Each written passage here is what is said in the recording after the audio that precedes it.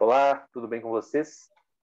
Prosseguindo com o nosso curso, hoje iniciaremos os exemplos sobre os tópicos a serem fiscalizados. São infinitos, infinitos.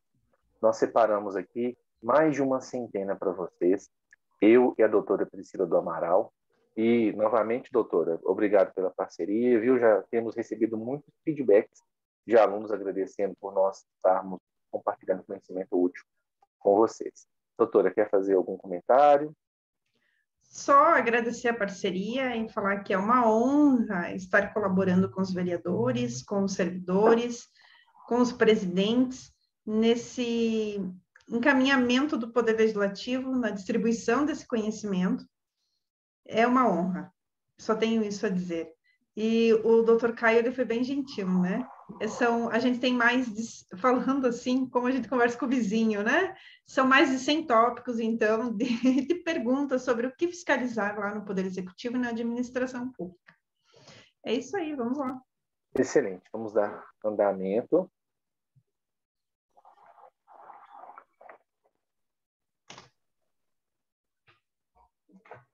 Pessoal, então nós vamos falar aqui sobre tópicos a serem fiscalizados. Já fizemos as introduções e esse primeiro, sobre o qual nós iremos conversar, ele diz respeito à gestão e ações do prefeito. Quando a gente fala prefeito, é uma maneira que a gente usa para tornar mais simples a comunicação. Lembre-se que pode ser prefeito, prefeita, ou o que o prefeito quiser que ele queira ser chamado, mas é o chefe do Poder Executivo. Tá bom, pessoal? Então, o chefe do Poder Executivo a gente vai chamar de prefeito para facilitar a nossa comunicação aqui. Então, vamos lá. Controle de gestão. Sistema que produz informações para acompanhar e orientar o desempenho das atividades estipuladas para atingir o objetivo. Doutora, eu vou passar a palavra para a senhora. A senhora pode ler os tópicos, fazer seus comentários. Claro, vamos lá. Eu quero, de início, dizer que no sistema de controle, no sistema de gestão pública, o órgão público ele tem um controle interno e possivelmente ali na prefeitura onde vocês fiscalizam ou mesmo atuam, existe o controle interno.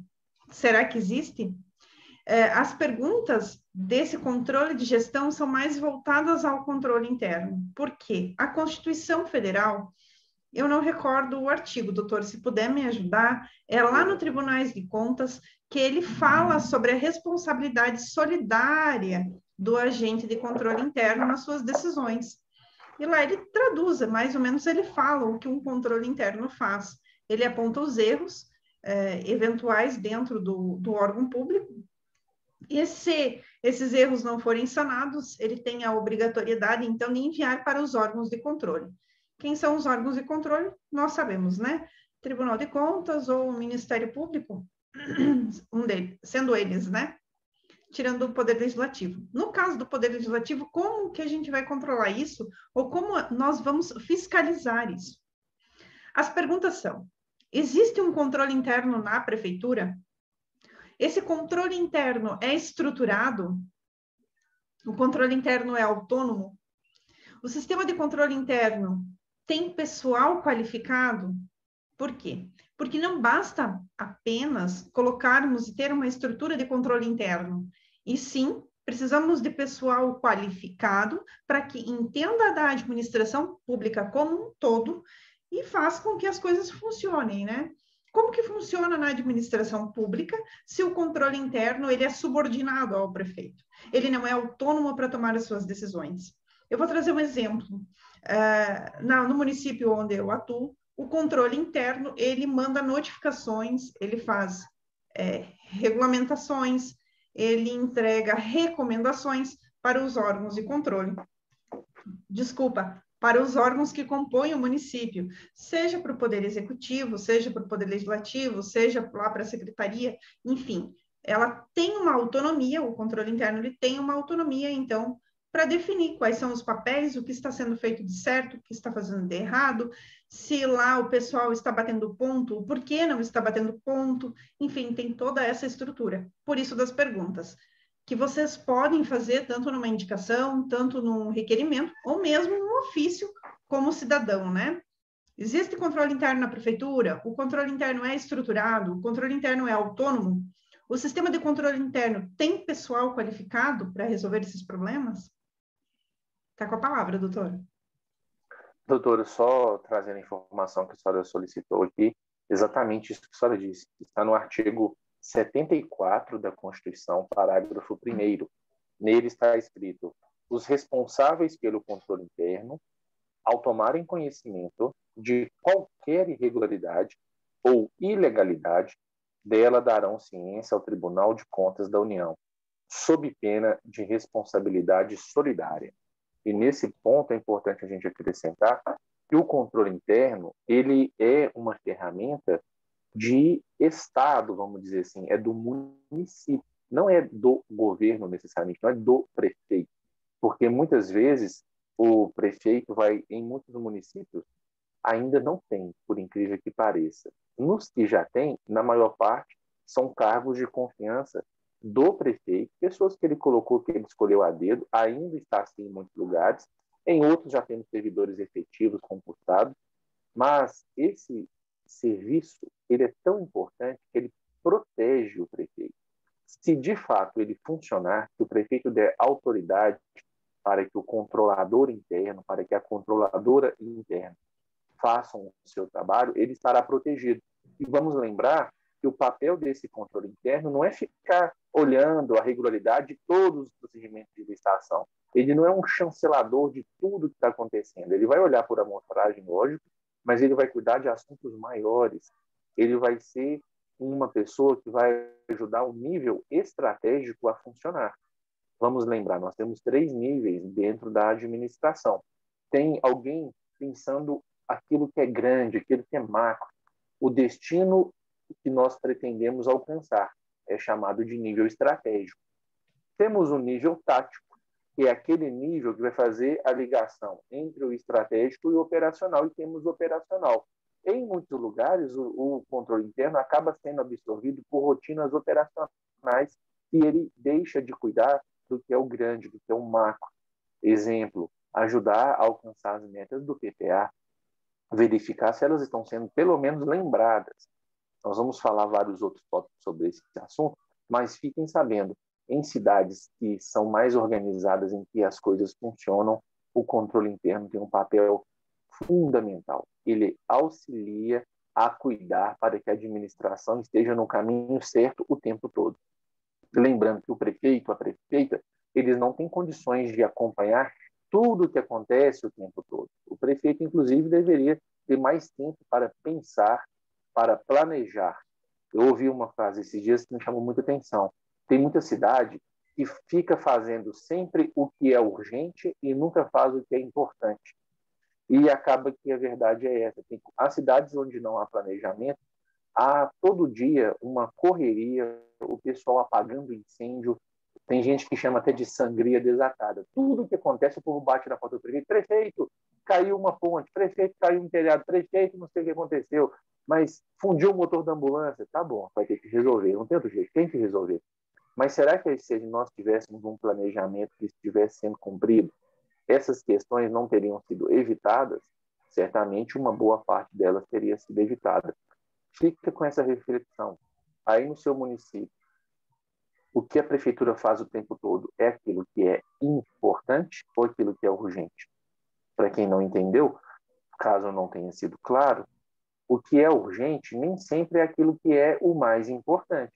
Apenas se tornou urgente devido à questão da necessidade de ser resolvido rápido.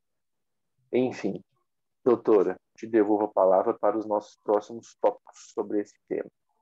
Sim, eu só quero trazer uma decisão recente aqui de Santa Catarina, que o Ministério Público agora resolveu exigir das câmaras municipais que elas possuam a sua estrutura própria de controle interno, pedindo para que sejam concursados, que se realize o concurso público Isso começou lá no litoral, ainda não chegou aqui no oeste, mas eu acredito que logo apareça, né, o pedido de concurso público para os controladores internos. Enfim, podemos dar continuidade, é só porque eu sei que tem vereadores aí, aqui de Santa Catarina, né, e esse é um ponto que começou esse ano. Doutora, é muito importante isso que a senhora mencionou. A gente tem sempre falado aqui que o Brasil é muito grande, muito vasto. E a gente trabalha com aquilo que é o correto, que deve acontecer. Não é porque ainda não funciona assim na sua cidade, na sua região, que queira dizer que não precisa ser. É uma questão de tempo.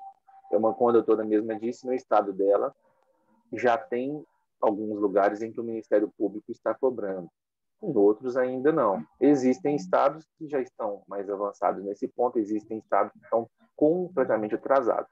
E vocês podem observar que quanto mais organizado é um local, quanto mais as regras funcionam, quanto mais as instituições têm autonomia para trabalhar, maior é a qualidade de vida da população. Pelo menos em regra, não, vocês podem encontrar exceções, né?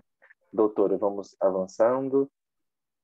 Tópico número 5, dentro ainda do controle interno. Do controle interno. Então, o controle interno tem infraestrutura suficiente para cumprir as ações necessárias? As decisões do órgão de controle interno e externo são respeitadas e produzem resultados esperados? Como o controle interno pode fortalecer a gestão? Ali eu acho que o ponto de interrogação era para ser 2 pontos, doutor. O controle interno ele fortalece a gestão pública no cumprimento das metas previstas, né? Que seriam a execução das ações do governo, o orçamento, como o doutor Caio trouxe, a gestão dos administradores públicos, as operações de créditos, avais, garantias, direitos e haveres da prefeitura, as renúncias de receitas porventuras efetivadas. Enfim, não basta apenas ter o controle interno no município, né? Ele precisa ter uma infraestrutura, ele precisa ter uma estrutura suficiente para que possa demandar para cumprir essas ações, não é mesmo? Senão, não adianta ter ele ali se as decisões ou, enfim, as determinações que ele mesmo salientar não forem cumpridas e não fortalecer, então, essa gestão da prefeitura, do Poder Executivo.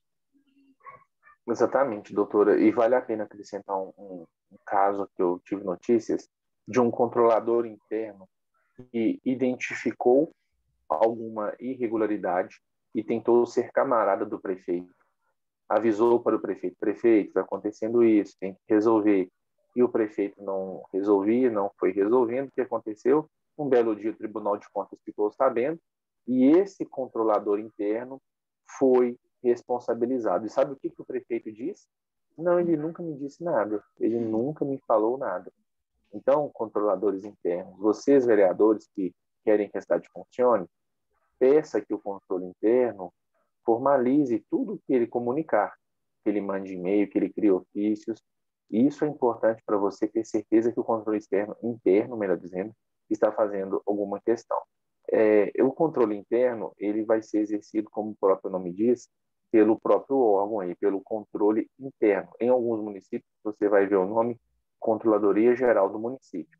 Quando a gente fala de controle externo, é aquele controle que a Câmara realiza em relação à prefeitura. Essa é uma prerrogativa dos vereadores, está prevista na Constituição, com o auxílio dos tribunais de contas.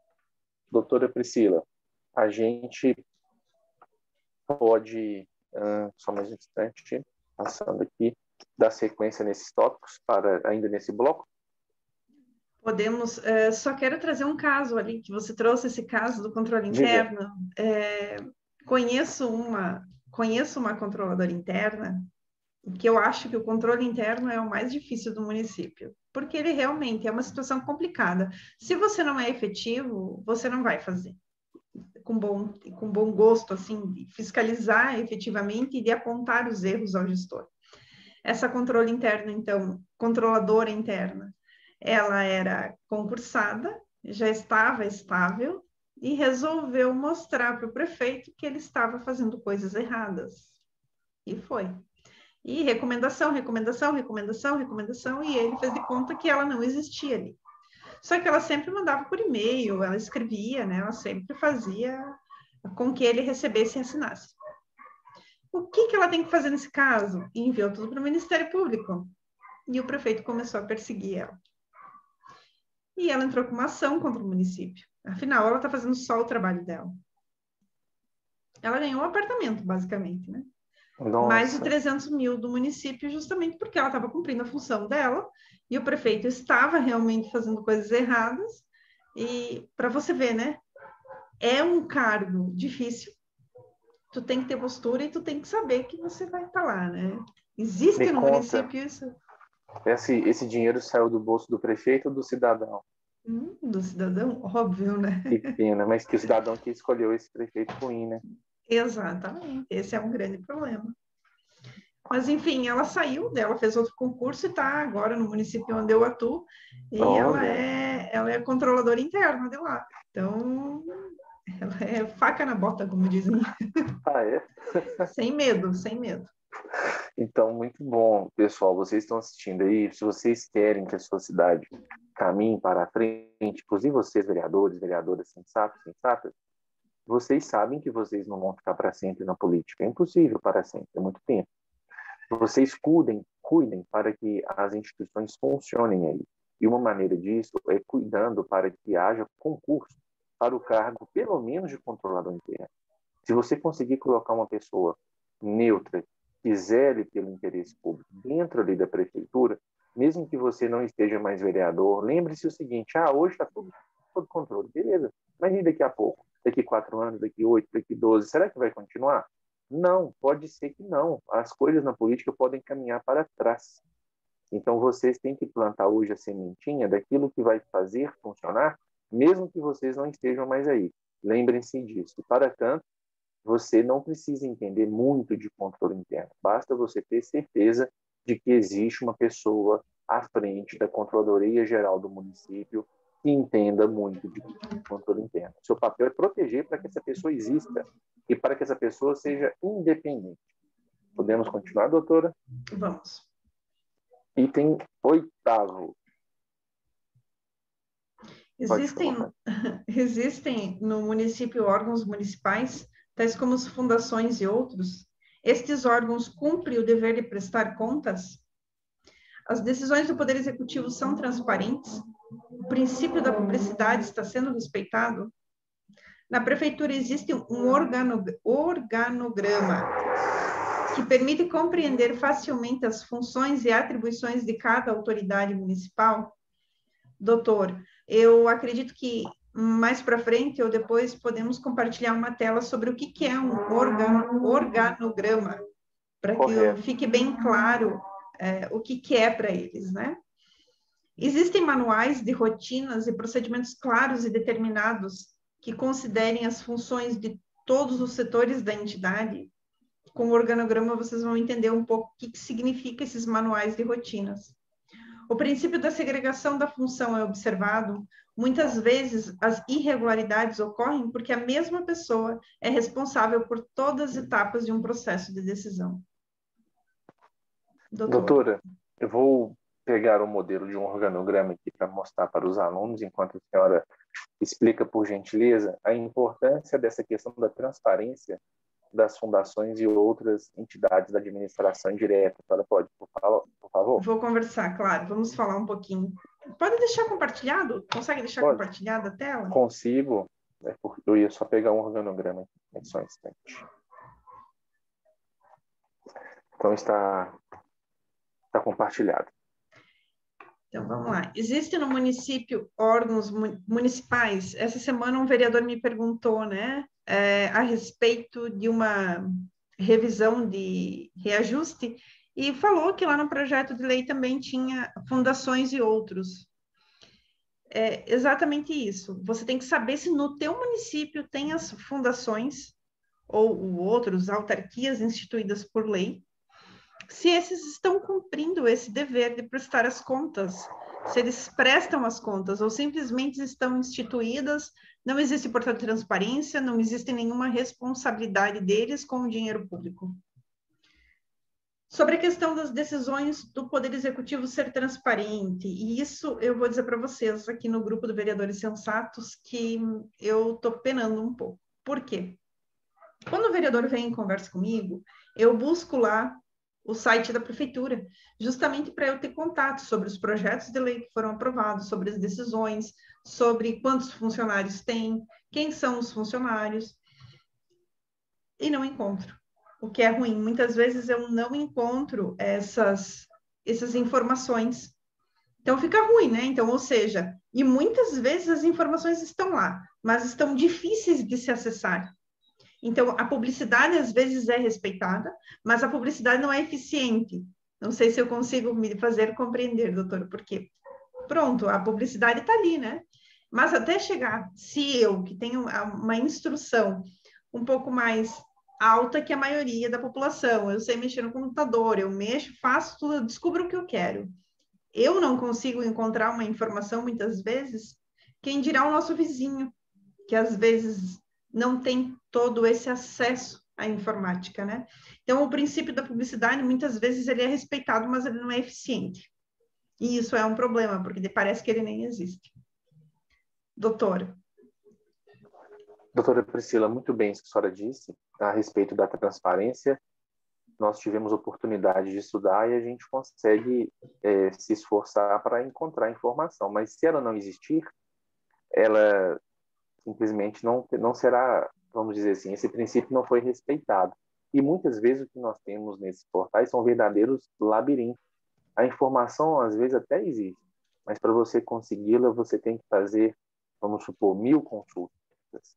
Eu já procurei, em alguns momentos, alguns gastos de algumas câmaras, e só para dar um exemplo, no estado de São Paulo, se eu quiser saber quanto cada prefeitura gastou nos últimos anos, com apenas alguns cliques no site do Tribunal de Contas, que cuida dos municípios, eu vou encontrar uma planilha de Excel com todos os empenhos, movimentação, histórico, com apenas alguns cliques. No estado da Paraíba, também, muito fácil. Agora, enquanto isso, existem municípios que sequer contam com um site para os seus poderes executivo e legislativo. Até que o executivo você vai encontrar. Eu ainda não achei nenhuma prefeitura que não tivesse, mas desatualizado, sem nenhuma informação. E eu já encontrei várias cidades que a Câmara não tem nem site. Então, imaginem como é que funciona esse tipo de município. A respeito do organograma que a doutora Priscila solicitou que eu compartilhasse com vocês, vou pedir para vocês aqui apenas um segundo para pegar aqui essa informação. Só mais um instante. Mas enquanto eu vou pegando aqui a imagem, o organograma ele vai ser uma ferramenta que vai organizar uma hierarquia entre as funções. Por exemplo, o prefeito ele está no topo dessa pirâmide. Quem que manda mais depois do prefeito? Será que é um funcionário do setor de administração? Não. Quem que manda mais do prefeito no seu município? E aí é interessante a gente dizer o seguinte, existem organogramas formalizados, existem organogramas que todos os secretários mandam igualmente. Na teoria é assim. Agora, existem cidades que apenas um secretário manda. Tem cidade que o secretário manda mais do que o prefeito. Mas agora a gente não vai falar de como as coisas são nesse momento. Nós vamos falar de como deveriam ser. Já estou abrindo a imagem para vocês, mas lembrem-se disso. Em tese, todos os secretários estão no mesmo nível. Todos os, vamos dizer, adjuntos, se na sua cidade houver adjuntos, todos eles estarão também no mesmo nível de relevância na hierarquia. Não quer dizer que seja sempre assim. Já estou compartilhando com vocês aqui, só mais um segundo. Existem municípios que têm verdadeiros prefeitinhos, como se cada secretaria fosse uma mini prefeitura. O secretário da secretaria A não conversa com o secretário da secretaria B, e não conversa da secretaria C. Aí eu sei que ficou grande e difícil até para a leitura de alguns, mas só para vocês terem ideia, no topo desse organograma, a gente tem aqui a figura representada pelo prefeito. Então, o prefeito é a autoridade máxima no município. Abaixo dele, nesse modelo, ficou o vice-prefeito. Mas em outros, você vai encontrar o vice-prefeito jogado de canto aqui. Ó. O vice-prefeito não vai fazer nada em muitos municípios. Eu, particularmente, tenho uma opinião de que não é bom isso, de que o ideal é que o vice-prefeito participe, porque ele tem remuneração, não é verdade? O vice-prefeito não recebe. Então, por que ele vai ficar à toa? Eu, particularmente, inclusive, tenho a opinião de que o vice-prefeito, se for capaz, poderia até mesmo assumir uma secretaria, e assim ele vai representar uma economia. Ele vai receber ou como vice ou como secretário. Não vai receber os dois. E aí a gente tem aqui, nesse exemplo, temos o gabinete do prefeito, assessoria do prefeito, várias outras. Esse caso aqui é um caso específico de uma cidade, não quer dizer que seja igual da sua. Em determinada posição, a gente vai encontrar aqui os conselhos. Olha que interessante, os conselhos municipais, eles estão acima dos secretários.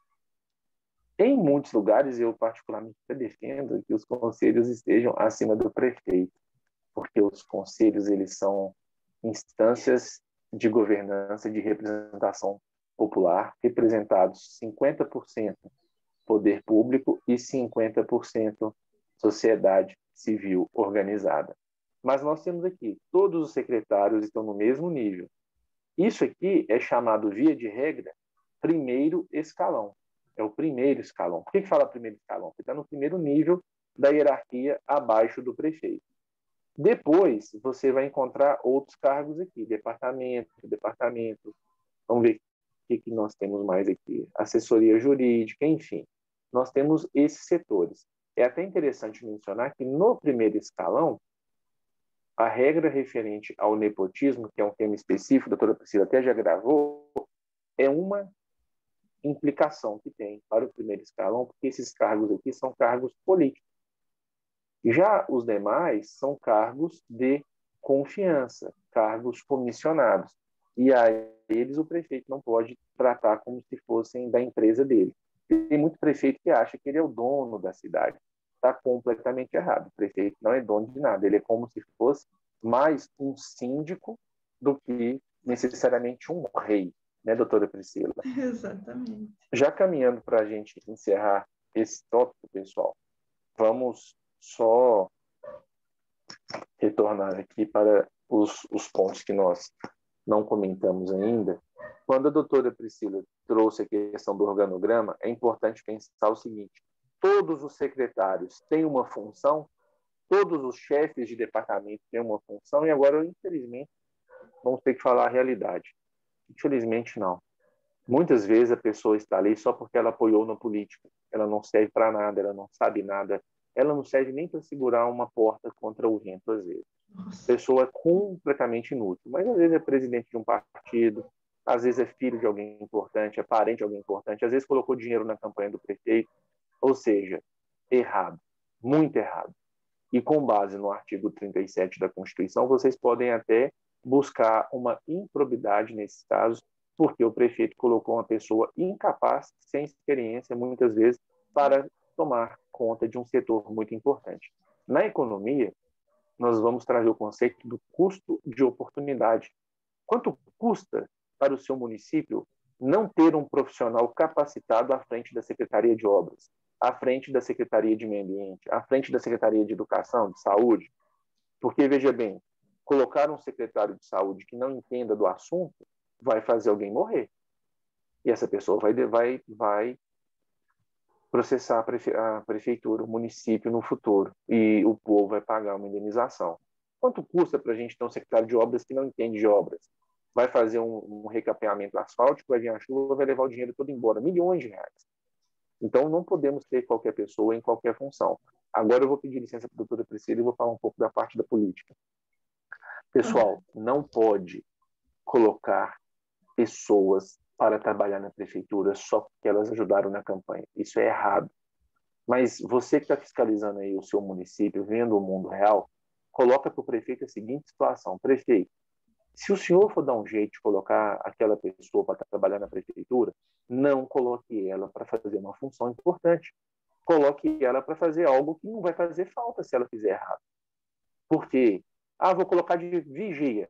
Eu conheço casos de municípios que colocaram vigias incompetentes que dormiam no trabalho e as pessoas entravam lá e furtavam tacógrafo do serviço, tacógrafo dos veículos, né, da prefeitura.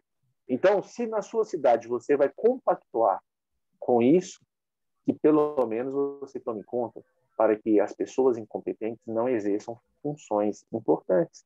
Isso é muito importante. Mas aquele ali é o secretário de social e ele está lá porque o partido dele indicou ele.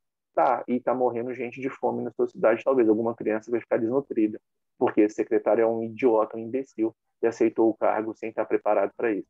Pedir licença, doutora Priscila, volto para a nossa conversa. Doutora Priscila, a gente precisa encerrar esse bloco porque ele acabou ficando longo, né? Ficou Mas a longo gente tem que mesmo. comentar o 11 e o 12. Vou passar para a senhora, já falei demais. Esses manuais de rotina e procedimentos claros e determinados, né, que considerem as funções de todos os setores da entidade. Geralmente, quem envia esses manuais de rotinas e procedimentos é o controle interno, pelo menos onde eu tenho conhecimento. Eu não sei se em outros locais existe um outro cargo que faça isso, mas geralmente essas rotinas, né, essas rotinas do que os vereadores, o que os servidores, secretários, enfim, o que eles vão fazer, quais são as funções e existe isso. Em alguns lugares não existe. No lugar onde eu atuo, existe. Funciona. Às vezes, né, a gente tenta fazer funcionar. Mas eu não sei, doutor, se tem conhecimento de outro lugar. Mas eu só Conheço quero... lugares, desculpa só atrapalhar, que os próprios funcionários dos setores criaram esses manuais, esses procedimentos operacionais padrão, não ficaram esperando vir do controle interno, que acaba que o controle interno às vezes é fraco. Não existe ou não funciona. Eu sei que a CGU possui muito, se você pesquisar na internet, vai encontrar muito manuais de rotina, procedimento, manuais para licitação, manuais para o ponto, manuais para folga, enfim, todos os tipos de manuais você acaba encontrando na internet, né? A questão do princípio da segregação de função é extremamente importante, porque aqui eu trouxe a questão do processo de decisão. Muitas vezes existe um processo administrativo disciplinar, eventualmente por alguma situação, e a mesma pessoa que faz todo o processo é o que julga.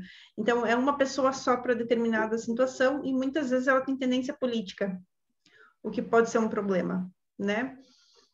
Quando eu digo tendência política, eu não estou dizendo partido A, B ou C, mas eu digo ela é favorável a alguma pessoa ou ela é contra a pessoa que está sendo julgada. E isso é um problema. Não sei se ficou claro, doutor. Sim, ficou claro. Só lembrando para aqueles que não conhecem o conceito, segregação quer dizer separação. E é importante que a mesma pessoa que faça uma etapa do processo não seja aquela que faz o processo todo. Só um exemplo claro. Quando nós estamos falando de um pagamento, uma pessoa vai registrar o empenho, outra vai fazer a liquidação e outra vai fazer o pagamento. Pode até ser que a que registrou o empenho seja aquela que vai fazer a liquidação, mas nunca podem ser as mesmas pessoas aquela que vai fazer o empenho, a liquidação e o pagamento. Quando você separa em pessoas diferentes, você aumenta a chance de proteger o cuidado com a coisa pública. Muitas pessoas, eu tenho essa opinião, nós temos pessoas muito honestas, pessoas mais ou menos honestas, pessoas desonestas. Muitas vezes, a pessoa honesta, ela pode ser de qualquer jeito que ela vai sempre ser honesta. Então, mesmo se ela fizesse tudo da prefeitura, ela sempre seria honesta. Agora, algumas pessoas desonestas, elas só não fazem o errado porque elas não têm oportunidade. Então, se você dificultar que as oportunidades existam, você vai continuar protegendo as coisas públicas. Lembrem-se disso, tá bom? Doutor, já encerrei minha fala. A senhora para as considerações finais. Vamos para o próximo bloco, né, doutor? Temos mais alguns aqui. Tem vários. A gente só Não, mas tem... é o seguinte, a gente precisa encerrar esse bloco para começar o próximo. Exatamente, exato. Vamos encerrar esse e vamos continuar, já que são 100 e poucos tópicos aí, então tem bastante coisa para a gente conversar.